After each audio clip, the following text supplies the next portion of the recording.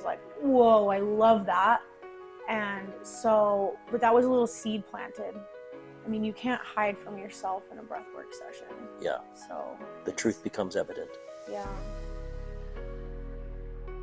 Hey guys, welcome back to the Two Thumbs Up podcast. As Taylor likes to say, the Toddcast, the Dr. Toddcast. So that's fun. But I want to welcome my new friend Leah Klein here today. We just actually met this morning. She's a good friend of Taylor's, who's actually behind the cameras again. We also got Lily here. Hi, Lily. So thank you for coming on the Two Thumbs Up podcast. Thank you. And let's just kind of dive in. And what's been your experience? What do you do? What are some of your passions? Oh, I love that we had a little pre-conversation, but just passions right now. I mean, I really am deep into the work I'm doing, which is breath work. Mm-hmm. I've found that to be really inspiring for me, and just like the journey, watching other people go through it. But it's this beautiful, simultaneously healing process, because every time a client shows up, I'm like in whatever they're processing as well. And so it's like, I have this little motto is like, we heal together. And so it's like, I'm not a healer per se. It's just awakening you to find it within yourself. But by you mirroring me as well, I can find nuggets that I'm needed to work on too. So I'm kind of on this fun journey with my work. I'm diving into that. I've had a lot of play in my life. Uh-huh. I'm 34 at this point, and so I'm like, let's like dive into some more of the work phase, because I've had a lot of play, and that's my main passions, is like joy in this life.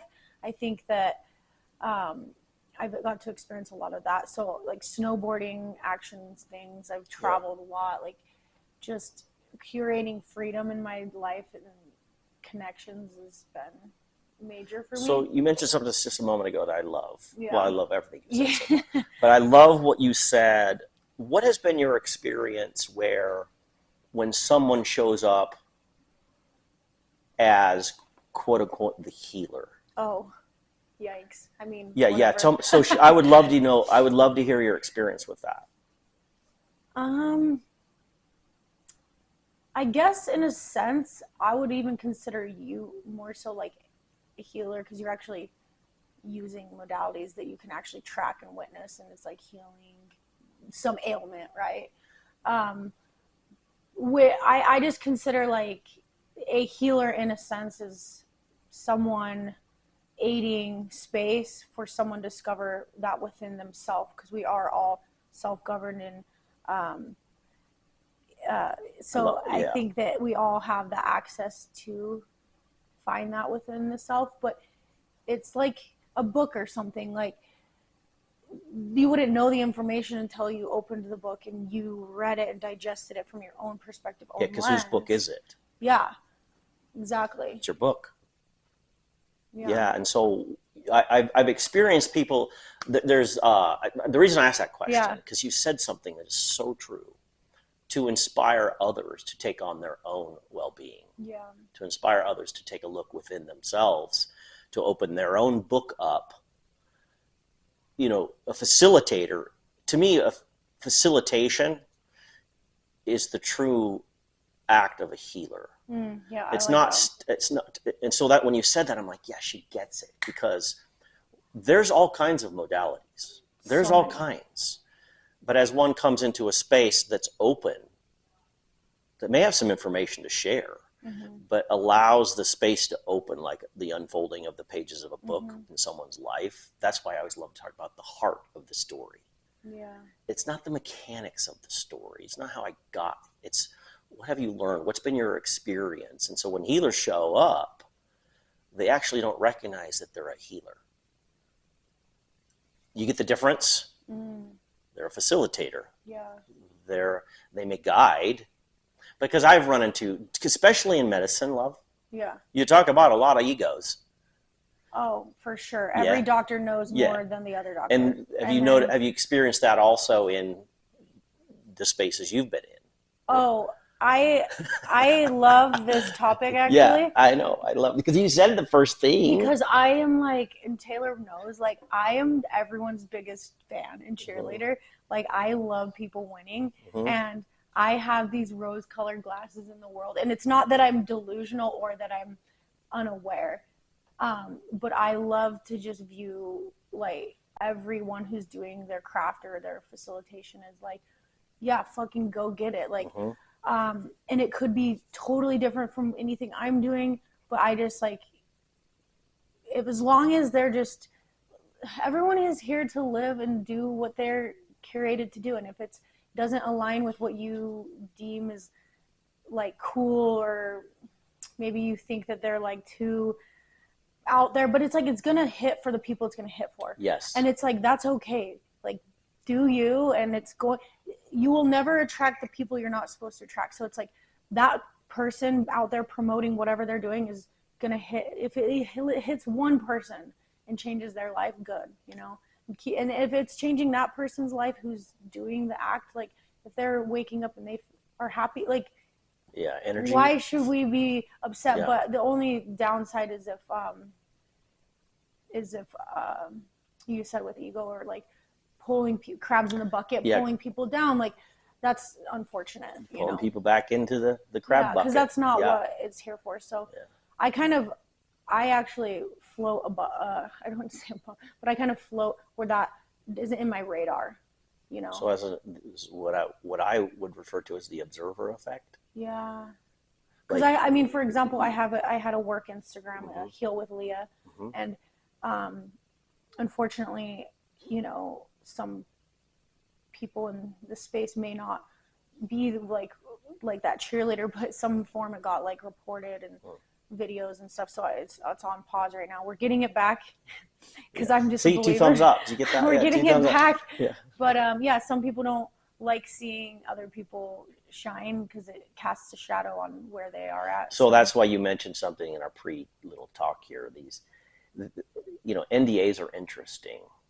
You talked about an NDA, right? Non-disclosure agreements and these types of things, and we won't get into that too much. But yet, have you discovered that the information is everywhere from as you've opened? And I would like to hear kind of how you got to this place, yeah, if you're open to sharing that. But this process, there's information. yeah, It's free flowing. yeah, It's evident, yes. mm-hmm. And so as one stays open, like I'm Mm-hmm. experiencing you as open, look at all the things you've learned. Yeah, So what got you very open. here? Um, well, actually, when you talk about that, it's kind of full circle because I went to rehab Mm. 12 years ago. I became addicted to heroin, and then obviously was just like drinking, but mainly was that. Um, but the reason I was using as a root underlying issue was wanting to have connection and approval and deeper seated wounds with a non, like my nervous system wasn't regulated, Mhm. and so you're just constantly trying to outsource instead of self-source. And I never was taught, like as a kid you are supposed to outsource, right? Because your caregivers for the first 1 to 3 to 7 years are supposed to help you Right. regulate, right? But Yes. if that's not a safe regulated space, then you're going to never, the nervous system just doesn't have that program, right? And so So you created ways sympathetically in yeah, the to sympathetic nervous soothe, to soothe, to find it from outside of mm-hmm. yourself. And and soothe so, the pain that you're mhm, in. And so then when you get older, you start to like realize, oh well, that helped that problem, that felt nice. And then anyway, mhm. so it's quick addiction to that. So I got into that space, and then from there, to long story short, but worked in, then I went back and Make the worked. long story even longer. And then I went back and I Yeah. was like, okay, well, I um, went to rehab and I had a breath work in there for the first time. But like you said, they keep things, how do I say, like in that world they're like, hey, therapy, medication, it's like here. But we had a guy come in and do breath work, and they were like, he's too provocative, he made clients like cry, or there's no studied research, or what if this is dysregulating? And so they kind of like didn't allow this guy to like. And from your standpoint, what did that feel like? Well, he was the most profound class I've had. And then we had yoga, right? So to me, the somatic, the bottom up approach therapies were incredible. I would sit with a therapist, and I'm hyper aware. And I was like this. I was 21, and this woman, my therapist, was like, let's not get into her story, but I could tell as I sat in the chair, she's projecting her own story onto me. Yes. And trying to therapize me in a lens from her own perspective. And I'm like, would just call her. Cognitive therapy was like, at that age, not working for me. Because was this about your cognition? Yeah. Was it about, what you got yourself in, was that very cognitive? No, it was a very somatic experience. Right? So what I mean by cognitive is thinking. Yeah. What got you out of it is feeling. 100%. So if I'm doing cognitive therapy, right? On a felt On issue. a feeling being, what's the result? Spiral. I spiraled. I would leave the room. Oh, thank you for saying that. I would spiral. Also, I'm a big in human design. I can go on a whole wormhole of that because I got certified in that. But so I'm double defined in my head, and I'm split definition. So which means my energy is stuck here, it's stuck in my heart and self, and then it's stuck in my emotion and pressure. So it's 3 different spaces. But if I don't have someone that can help me move the energy, then I get stuck in the head. And if I go sit in a chair and talk to a therapist, I will be like looping, because I'm ruminating, trying to fix an unsolvable thing, because you said it's actually a felt thing. It's interesting that we have this belief system, we have this belief system that our eyes are supposed to see and that our ears are supposed to hear. It's not true. This is the seer. Yeah. This is the listener. This is the toucher. This is reception, and these are transmission. And you'll love this. So I work with this theta healer. She kind of has her own modality. She doesn't like have a label or box. She doesn't play in the constructs of the 3D. But she states that to me when she taps into my energy field, and she said all addicts have the same energy field. They do not bring energy through their heart. Yes. And she's like, that's like literally, I can look at anyone's field and I will tell you if you have addiction issues, because the energy's not coming through the heart. And so, if I was 21 in that chair, if I was just taught, she taught me this insane, simple breath exercise. It's just clearing your channel, breathing, bringing energy up, bringing it down, bringing it up a couple times. And then you just connect into your heart and you just build your heart. And I always share this to clients. I kind of came up with this on my own, but I think of it as like this. The body needs fuel to operate, right? So it needs energy. So you feed it energy for the body to operate proper, okay? So the heart needs energy to operate.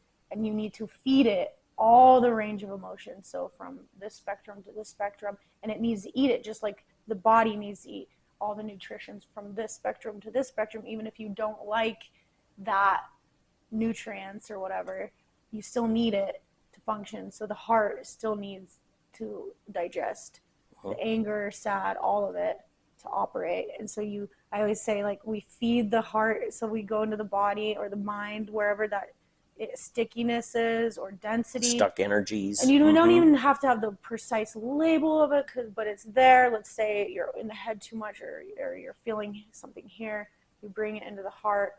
And I just say, like, just like those compost toilets or whatever, and you take all the shit and you just compress it and you turn it into what? More energy, like light, peace, gentleness, compassion. And it's that fuel that heart radiates. And in the moment you change your perspective, what happens to your body? Well, there's a lot. For you, that's been your experience. Like, as soon as you go into that space, what you just described, what happens cellularly? What happens alkalinity-wise and all of these things? You can change the whole chemistry of it's what happens and what you make it mean can completely change your entire experience, right? Yes. Like your entire day could be different from one perspective shift, moment by moment by moment by moment. Um, So you've gone through all of, and what's been the result in your life? Like, you've described when you were 21, yeah, what you were choosing, right, yeah, where you were at, and processing information yeah. cognitively, So to go back into that, and you've come through that, and what's been the result? yeah. So when I was kind of piggybacking on all that, as I'm sitting there in a chair, whatever. Long story short, homeboy came in, did breath work, and I was like, whoa, I love that.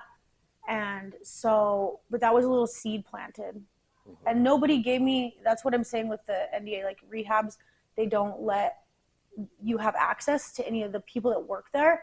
And so, unfortunately, it's like, poof, he disappeared. No Yeah. one told me, hey, you can keep these practices, keep going.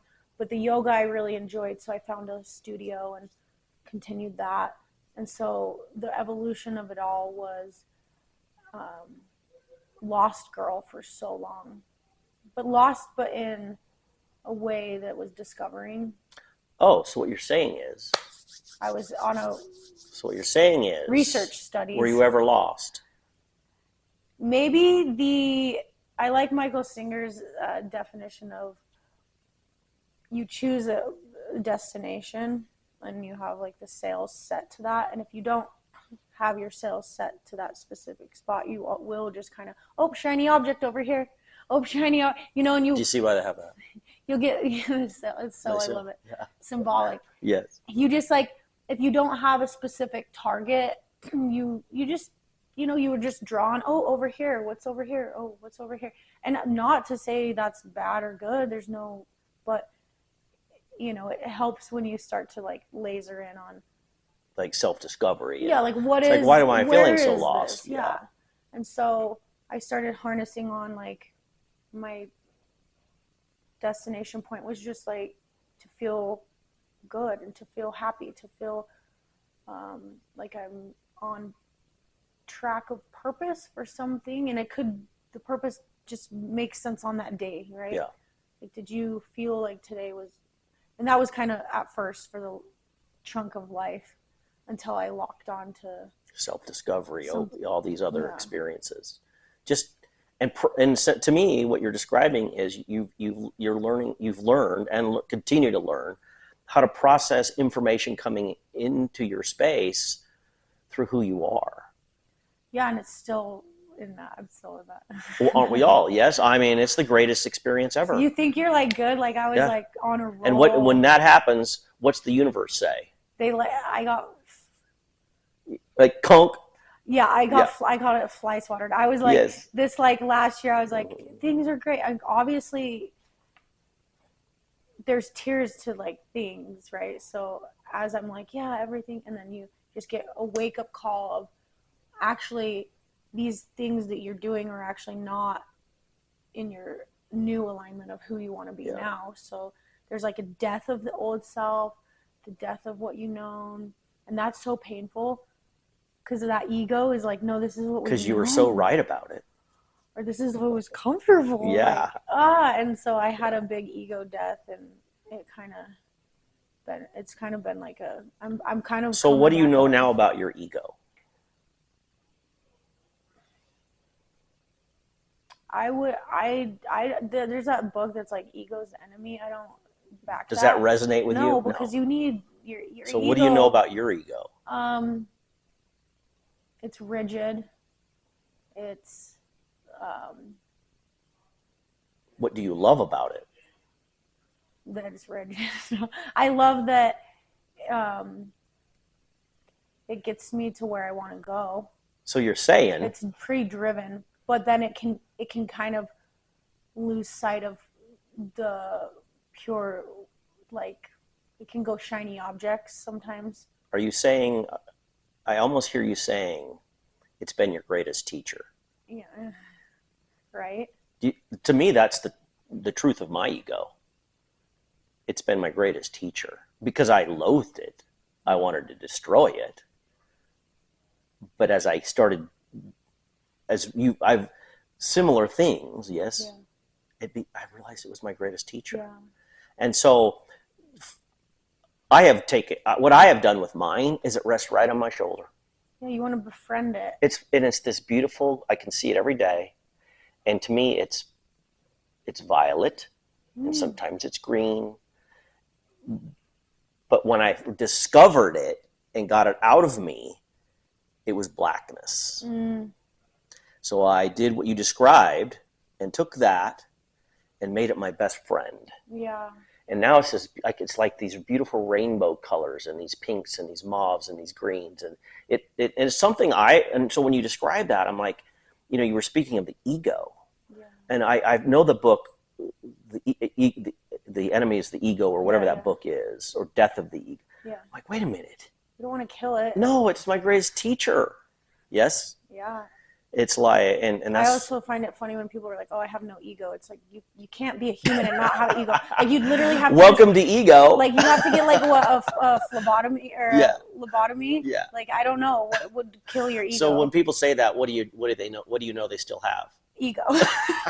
I'm like, ooh. Oh, the irony. Oh, I have no ego. I have no ego. It's like the fact that you just said you have no ego means that you're in ego. But you could say, I'm aware that my ego is creeping up right now, and I'm having a space and separation of. So I'm witnessing that this is what my ego self would feel, and I'm going to counter it and like be over here in this. Though noticing there is, a different perspective. So you became conscious to it. Conscious. I'm aware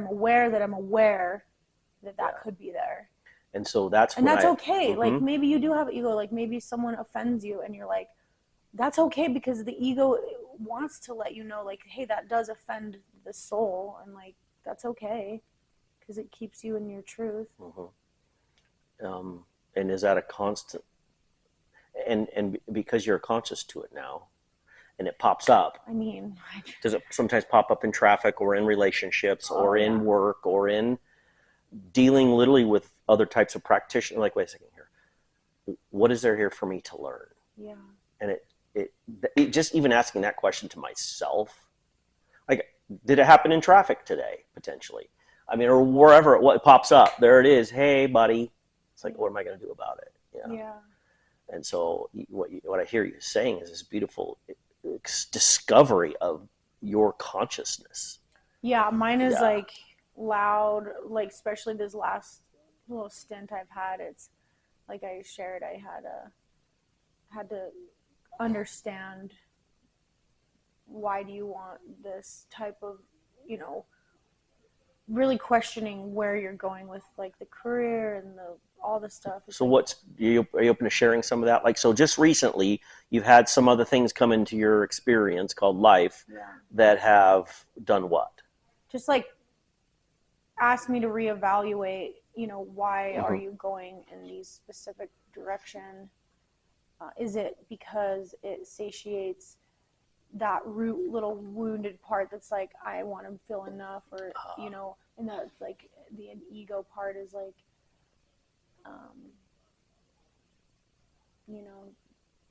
be the best, biggest, brightest version of you, but then also it's been countered with like having to be humbled. Last year I picked the word, which was unfortunate. I don't know why it came to me, but I was like, I want to be humbled this year, and I did. I got humbled. Yeah, and so what do you know about humility? Oh, that's the process, I think. You're in the process. Yeah. So you've thank you for sharing all this, by the way, because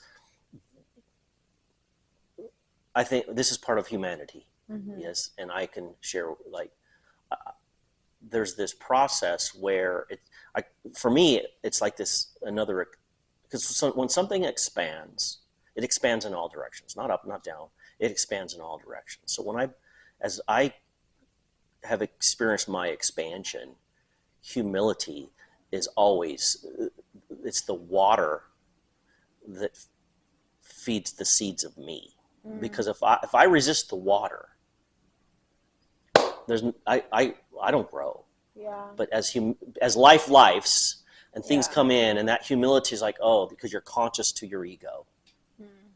And the water, and you allow the water to you. What happens to you? What's happening to your consciousness? You're evolving, or you're growing, you're expanding. You're expanding. Yeah.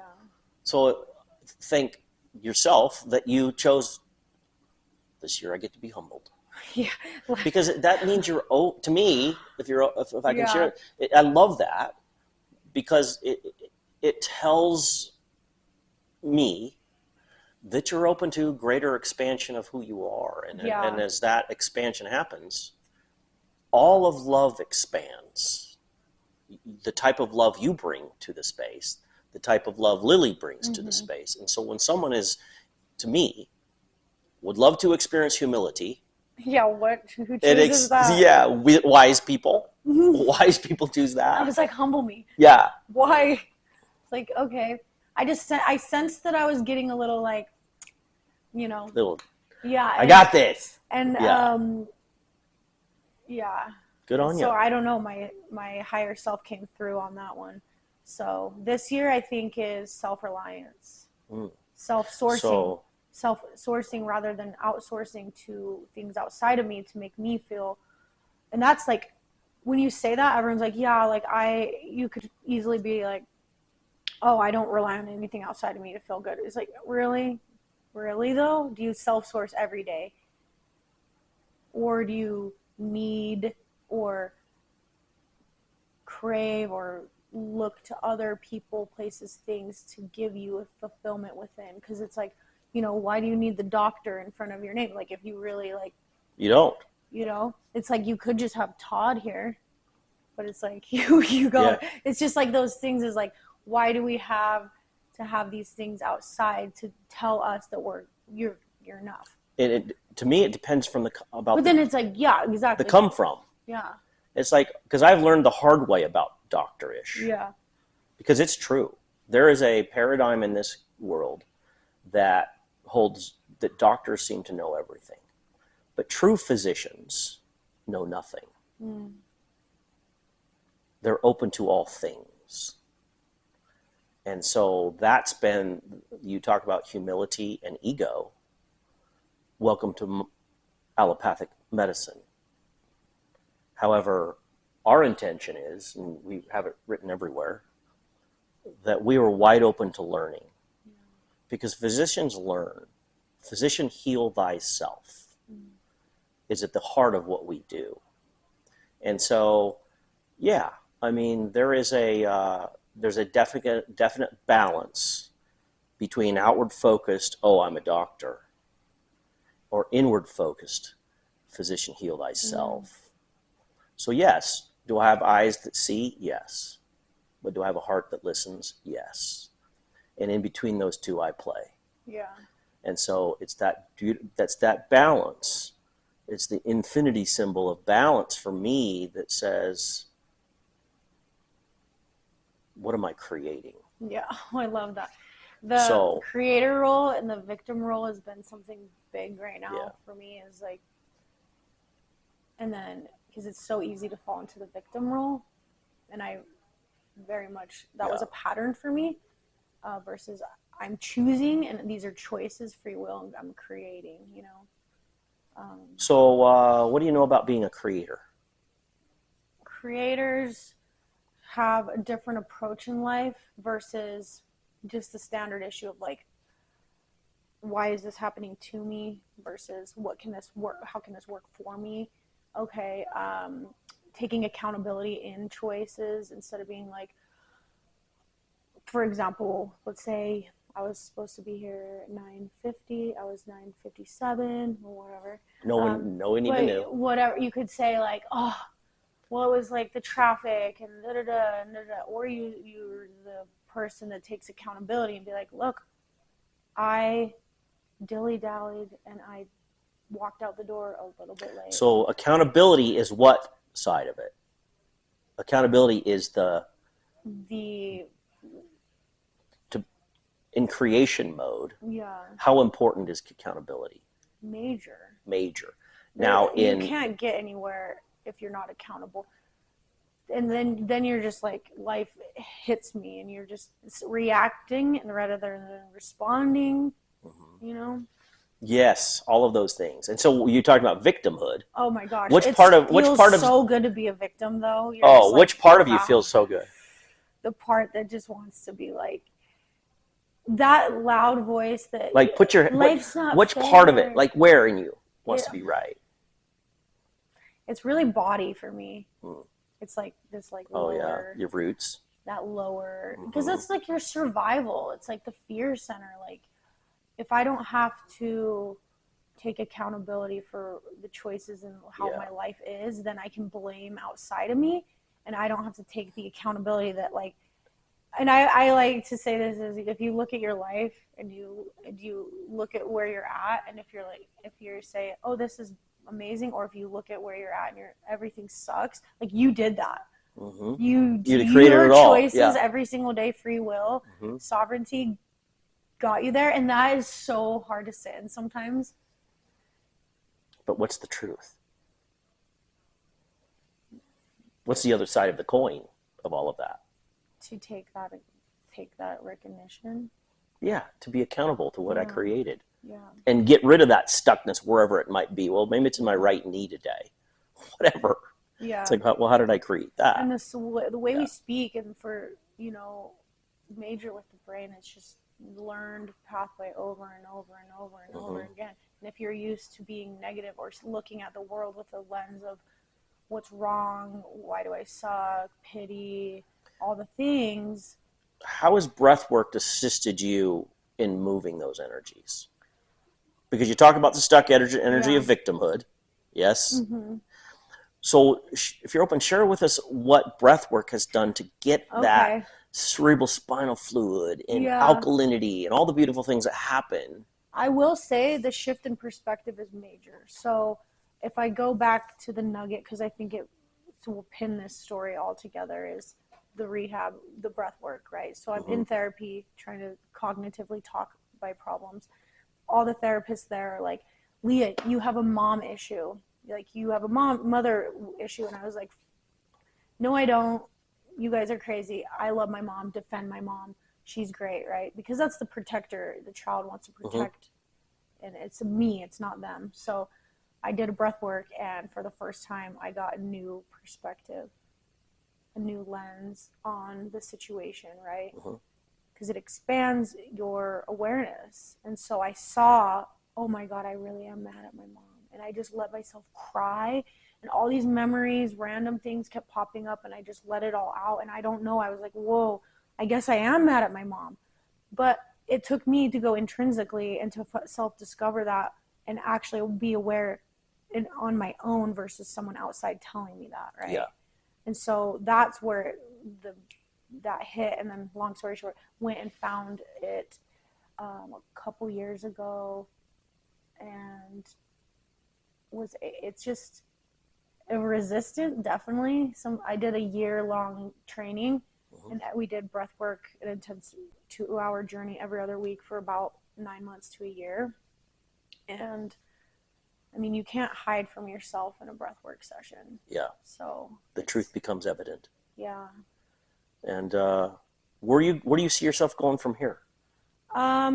Creating, doing. Yeah, I like that. Thanks for. I need to get my sailboat pinned again on. Yeah.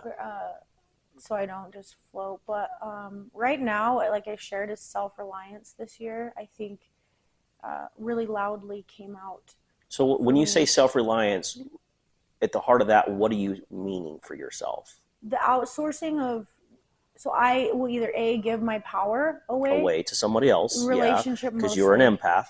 Yes. Yes. So I love to just, here's all my power, take it.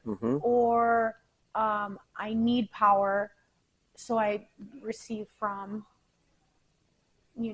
So you're saying self-sustaining. So I want to be more self-sourced, where I'm actually getting all power from divine source. So it's like within self, because we are godly. So if we can tap back into that, and not just like giving your power away, not placating or people pleasing, and things like that. So that's the self-reliance piece, and that's building me to then become very strong in who I am and what I stand for and self. And you said who I am.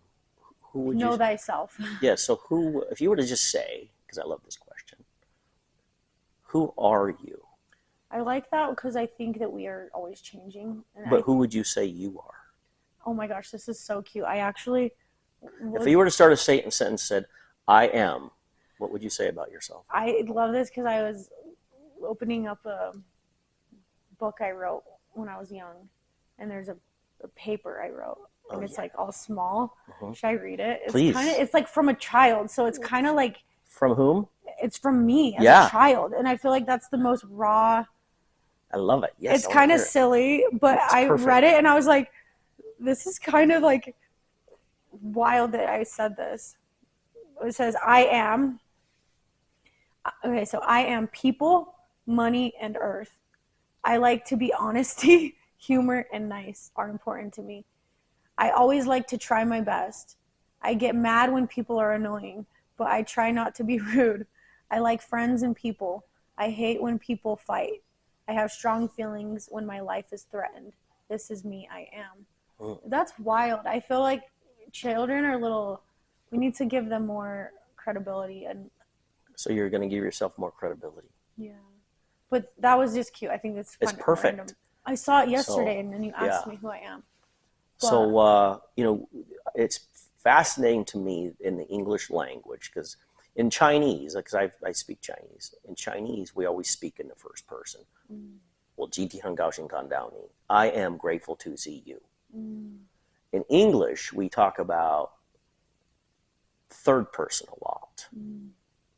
So in the very beginning of that phrase that you just read, you said, I am. That's first person. I am is the name of God. So I am kind, I am loving, I am compassionate, I am free. And so that's why I love that you have that, because it's evident of who you are as a little girl, a little person, a little amazing, straight from the source of creation, says this, the most profound of things. It piggybacks onto my Akashic record. I don't know if you've done Akashic record. Akasha is... This, I did mine just barely. And so I came here with the strongest sense. So I came here to love. That was my major thing, is just love. And then I came here with 3 other was to be abundant. And so it's interesting that I said money in that, because I actually that's what I came here to be, is the second was abundance.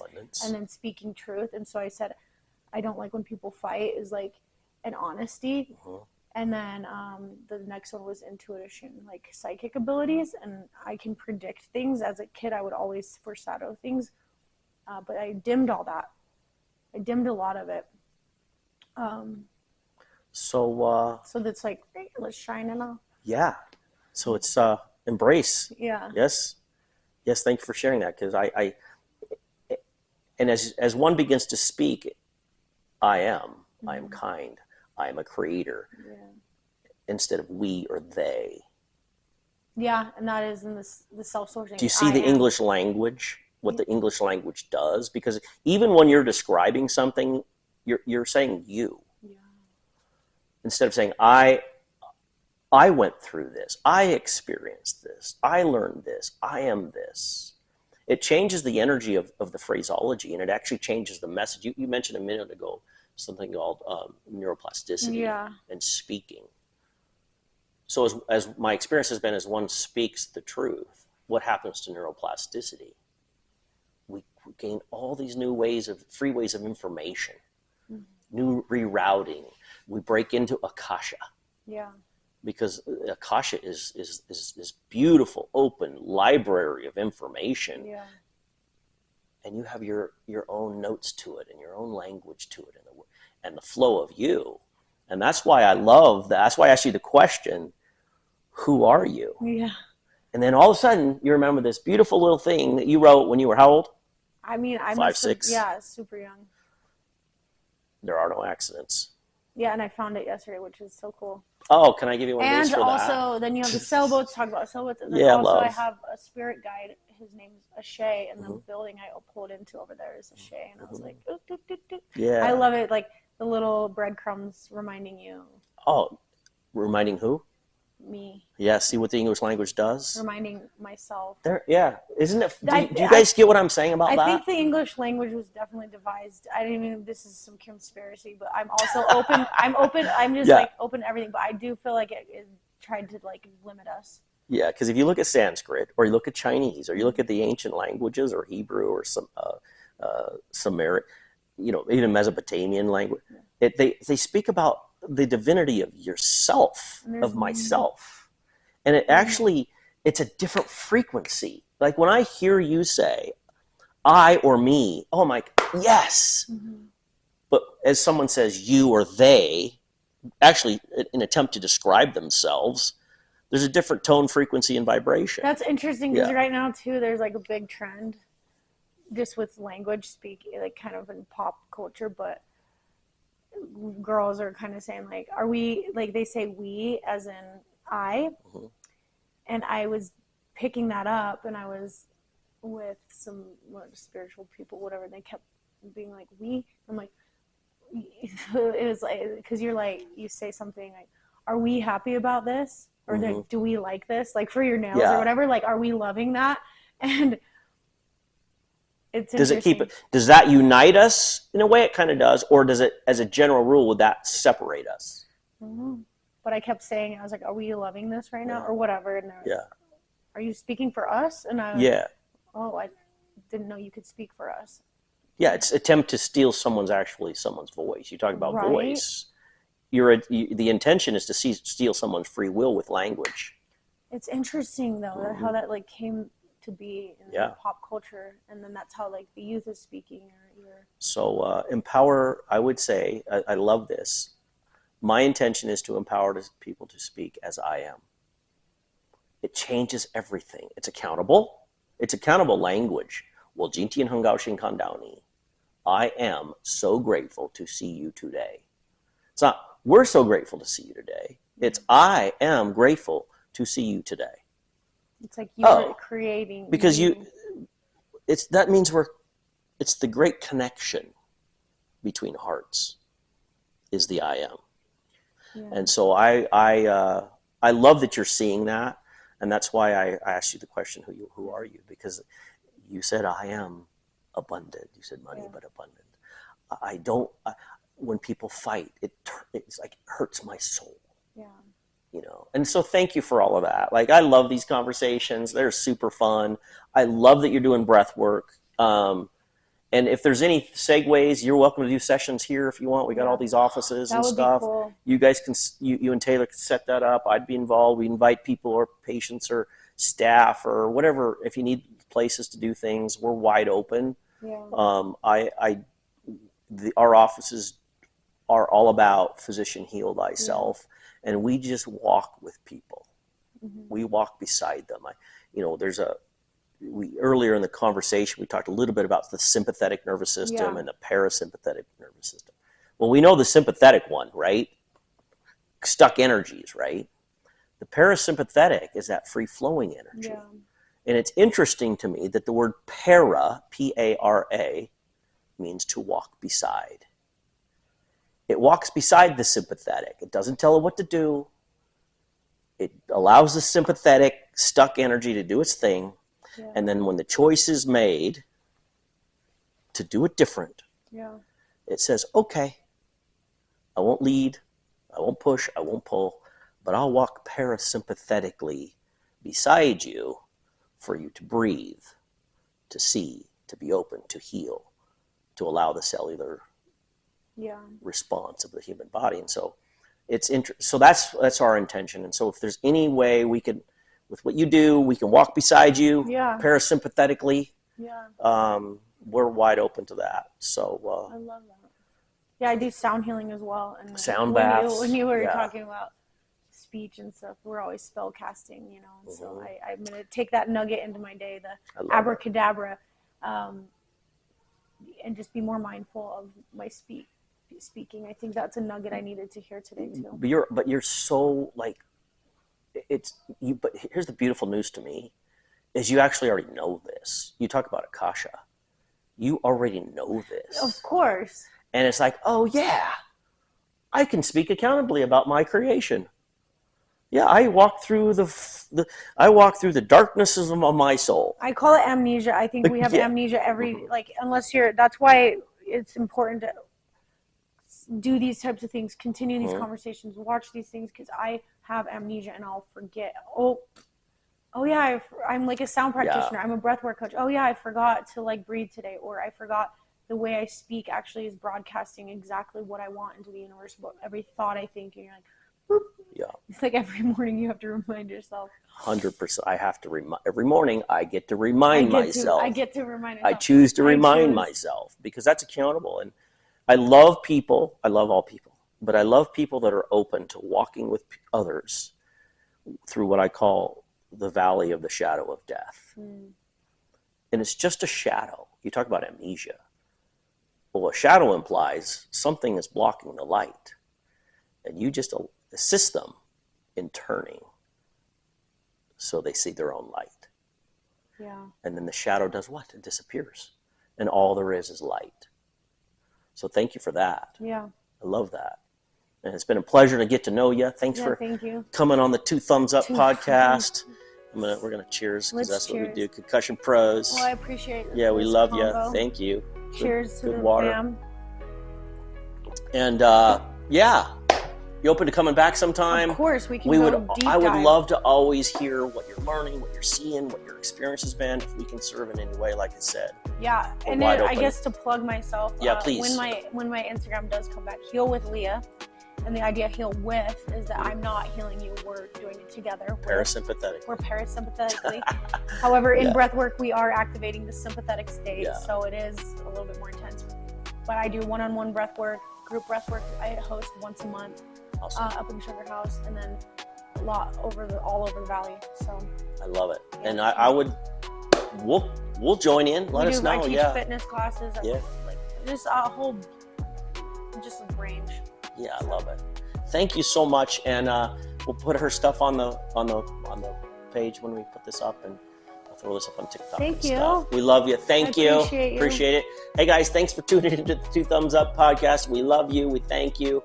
Go create a beautiful day. Yeah, be a creator. Yes. Thank you.